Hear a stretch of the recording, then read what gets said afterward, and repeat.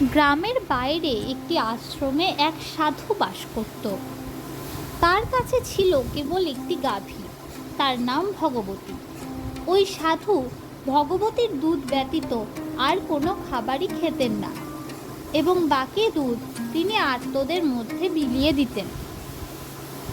একদিন সাধু যখন ভগবতীর দুধ দুইছিল, তখন এক বৃদ্ধ লোক সেখানে উপস্থিত হলেন।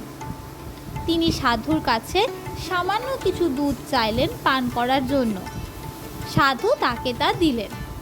এমন সময় সেই দরিদ্র লোকটি এক দেবী মূর্তিতে রূপান্তরিত হলেন এবং দেবী বললেন যে সাধুর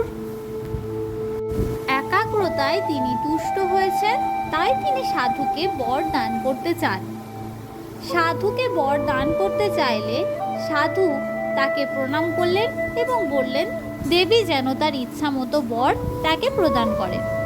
এই শুনে দেবী তাকে একটি ফল প্রদান করলেন এবং বললেন যে দরিদ্র আর্তদের চিকিৎসায় এই ফল সাধু ব্যবহার করতে পারবে, তাহলে সহজেই সেই ব্যক্তি সুস্থতা লাভ করবে।